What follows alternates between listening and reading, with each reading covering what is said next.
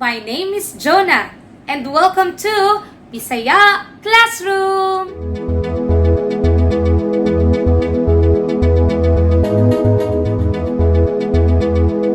If you are new to my channel, my name is Jonah once again, and here in this little classroom, I teach Bisaya. Please click the subscribe button. Also, please click the bell notification below so that you will always be notified. If you also want to join our special determined class, please click the join button below. If you want to show your love, thanksgiving, and support to this channel, kindly click the buy me a coffee button below, link below, Thank you very much in advance. And by the way, before we start our lesson, I would like to thank one of my subscribers, Takahata Shun. Thank you very much for sending your little gift to this classroom. He gave a little school supplies, and that includes our whiteboard, which we'll be using later in our lesson. Our lesson for today is very special since you are going to practice your Bisaya speaking skills with me. In this lesson, I will be teaching you some phrases, sentences, and some expressions that you will be able to use. So our activity today will be, I will ask you a question and you're going to respond, and vice versa. So I want you to stay with me all throughout the lesson, because if you will be completing this lesson all throughout, I assure you that you will be able to greatly use these phrases and sentences. So are you ready? Let's start! Okay, so here's our first phrase that we will be learning. Uy, nag-unsa ka diri. Again. Uy, nag-unsa ka diri. Again. Uy, nag-unsa ka diri. This phrase means, hey. Uy is like, hey, or wow, or ooh. It's like, an exclamation. A very pleasant exclamation that, you saw someone unexpectedly. Nag-unsa ka, it means, what are you doing? And then, dire is here. So basically, this phrase means, hey, what are you doing here? It's like that.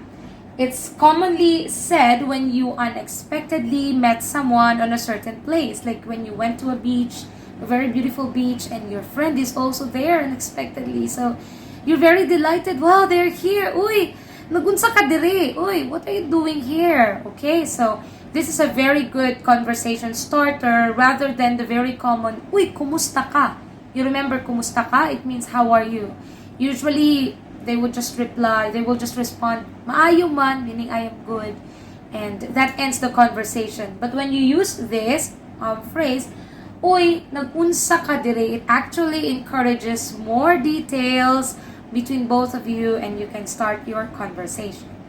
Now, what will be your response if you will be the one asked this question?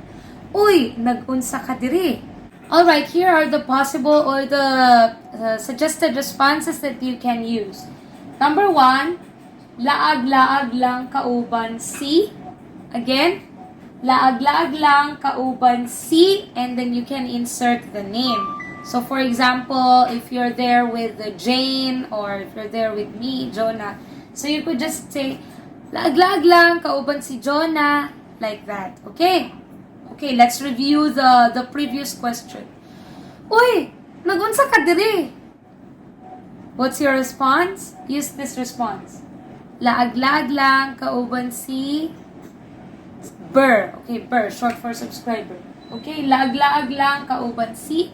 Or if you're not with a specific person, if you're with your barkada is actually a group of friends in our language. So you could say, laag-laag lang kauban ang barkada. Like that, if you're there with your friends. Or if you're there with your workmates, so you could just say, laag-laag lang kauban ang mga katrabaho. Okay? Laag-laag lang kauban ang mga katrabaho. Okay, so choose among this, you're a person, we have the friends, and we have your workmates. Okay, so let me review the previous question. Uy, nagunsa ka diri. Laag-laag lang, kauban. Okay, so that's it. That's one of the responses that you can use. You could also say, diri ko nagtrabaho. Diri ko nagtrabaho, meaning I work here. Okay? Uy, nag-unsa ka diri? Diri ko nagtrabaho. Like that. And you can add more details by specifying your job. You could say, diri ko nagtrabaho, cashier ko diri. Or, diri ko nagtrabaho, manager ko diri. Diri ko nagtrabaho, assistant secretary ko diri. Like that. Okay? So, there are many more responses, but you can start with this, suggested responses. Okay, let's try a conversation. For example, we met in a beach resort and you're working there. I will ask you the question, how will you respond? Uy, nagunsa ka diri?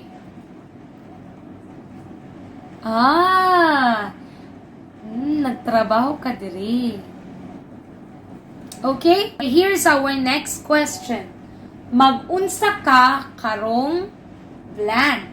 It means, what are your plans this? And then we have the days of the week.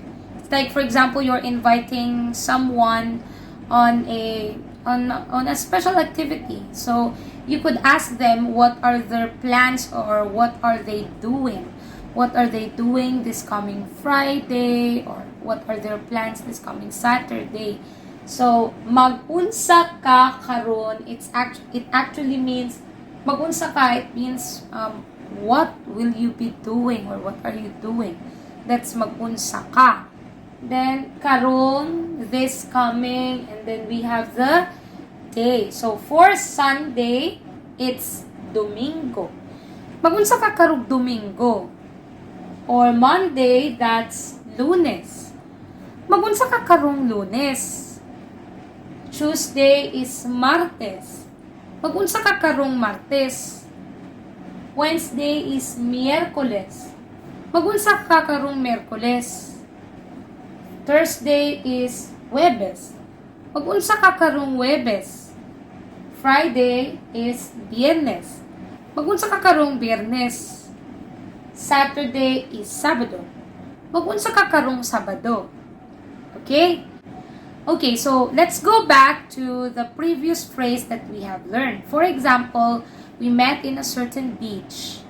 And I would say, Uy, nag-unsa ka diri?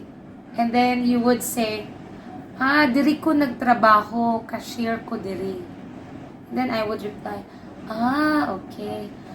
Mag-unsa ka karong Sabado? Okay, so since I know that you're just working here, maybe I can invite you out on Saturday. So I would say, mag-unsa ka karong Sabado? Here are the possible responses that you can, use whenever asked that question. Okay? So, for example, someone asked, mag-unsa ka karong Sabado? You remember Sabado? Did you take note? If you did not, please go back and take a screenshot. Okay. Mag-unsa ka karong Sabado? So, you could say, wala, nganuman. Wala meaning nothing. Nganuman, why? So, if we hear this response, it means that person is free. So, she's asking, why? Why are you asking like that? Okay, so, wala, nganuman. And then, we have that delighted face, meaning he or she will most likely be, they will agree to whatever you will be suggesting. Okay? Mag-unsa ka karong Sabado? Wala, nga naman. Okay? And then, you could also reply, na ako'y buhaton. So, this is the complete opposite of this one. Na ako'y buhaton means, I will do something. Naa ko'y buhaton. I have something to do. Naa means have. Ko means I. And then buhaton means something to do. So, naa ko'y buhaton means I have something to do. Or I will do something. Okay? Naa ko'y buhaton. Magunsa ka karong Sabado? Na ako'y buhaton. So, meaning that person is not available or you are not available if you're asked what are your plans this Saturday. So, you can use this if you're not interested on going with him or her, or if you're not interested on going somewhere. So, you could just use this. Na ako'y buhaton. Okay, no need to specify unless if that person will ask you, what are you doing? Okay? Then, here's the third one. If the person would ask you, what will you be doing? Mag-unsa ka. Mag-unsa ka means, what will you be doing? Like that. Mag-unsa ka. And then, you could say, mag-study ko. So, study is actually an English word. Sometimes, we Bisaya people, we sometimes borrow English words nowadays in our language. Okay? Mag-study ko. Or, magtuon ko. Tuon is the Bisaya translation of study. Tuon. Magtuon ko. Magtuon ko og Bisaya. That's why I'm not available. Nakay buhaton, mag-unsa ka karong Sabado. So, you could say, na ako'y buhaton. Then, you would say, mag-unsa ka. Then you could say, magtuon ko. Or, if you will not study, you could say, magluto ko, meaning you are going to cook. Or, maglimpyo ko, meaning you're gonna clean. Limpyo. Limpyo can be used as a verb or an adjective. It means clean. So, I'll clean. I'm going to clean our house. Magtuon ko or maglimpyo ko. Okay, you can research more verbs that you can use to fill in here if you want to send a message that you're not available that day, or you're not available to any activity at all. Okay, let's go back to my question. For example, I will ask you, okay? Mag-unsa ka karong Domingo?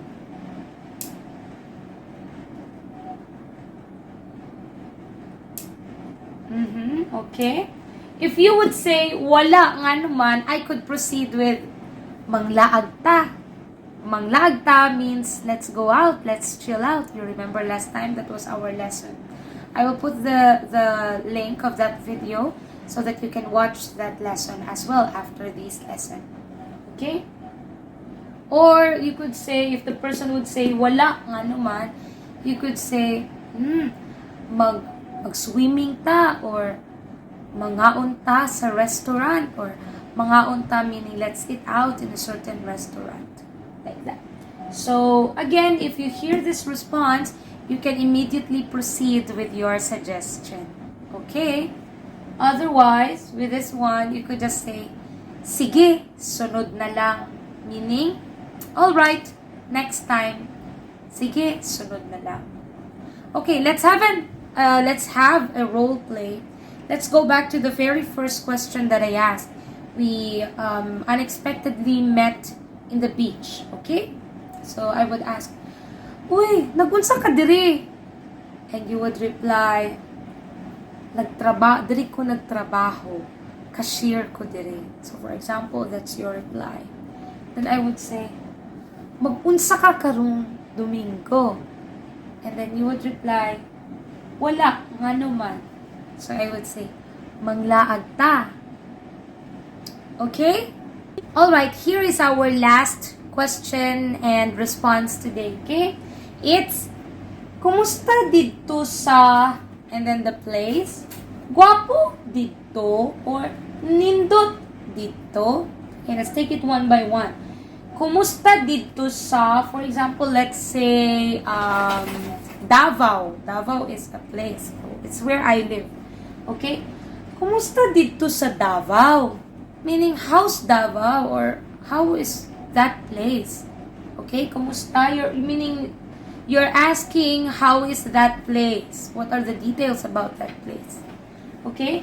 Guwapo dito. Meaning, is it nice there? Or nindot dito. Is it nice there? Guwapo and nindot mean the same. So you can just choose which word you want. For us in Davao, we always use guwapo instead of nindot. But in the Visayas area, they usually use nindot to describe beautiful places. Okay? Kumusta dito sa Davao? Guwapo dito. Okay? So for example, I'm asking about America or I'm asking about a certain beach. Like, for example, Boracay. Kumusta dito sa Boracay? Guwapo dito. Okay, let's have a country. Kumusta dito sa Japan? For example, I heard that you went to Japan for a visit or for a vacation. So I could say, kumusta dito sa Japan? Guwapo dito. You can respond, O. O means yes. Okay, let's be positive. Okay? O. Yes. Guwapo dito. O. Daghan pwede laagan. When we say daghan, means many. Oh, sorry. Okay, when we say daghan, it means many. Pwede laagan means, pwede laagan, how can I describe? Pwede meaning you can visit, okay? O, many places you can visit. So there are many places, beautiful places that you can visit. Laagan, it means it's not merely visit. Laag in our language is actually an action where we go to a place and we hang out or we have fun. So when we say daghan pwede laagan means there are beautiful places to chill out or there are beautiful places to explore. That's the meaning of daghan pwede laagan. Kumusta dito sa Japan? Guwapo dito. You could say, oh, daghan pwede laagan. And you could say, adto ta dito sa sunod. Again, adto ta dito sa sunod. Meaning, let's go there next time. Okay? Adto ta dito sa sunod. Let's go there next time. Okay? So, oh, daghan pwede laagan. Yes, there are many places to visit. Adto ta dito sa sunod. Let's go there next time.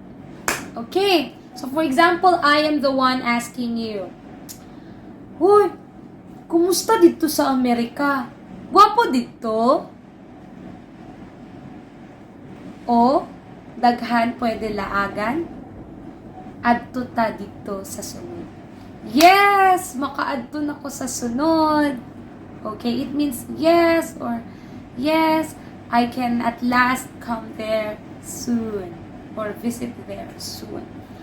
Alright? Yes?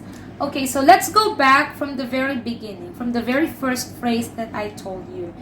So here's the situation. For example, we met in the beach and I heard that you just came from a vacation from, let's just say, which place? For example, you just came from Canada. For example, you just came from Canada and I saw you in one of the beaches here in the Philippines. So I would say, Uy! Nag-unsa ka diri? Ah, diri ka nagtrabaho. Mag-unsa ka karong Sabado? Manglaag ta. Uy! Kumusta dito sa Canada? Gwapo dito? Thank you very much for, being here in my classroom. If you enjoyed that lesson, please click the like button below. And if you have some suggestions, you can comment down below. Okay? If you want me to do a part 2 about this conversation lesson, please just comment down below. And yeah, thank you very much for being here. And I hope that you have learned a lot. Thank you very much and see you next time in the Bisaya classroom. See you next time.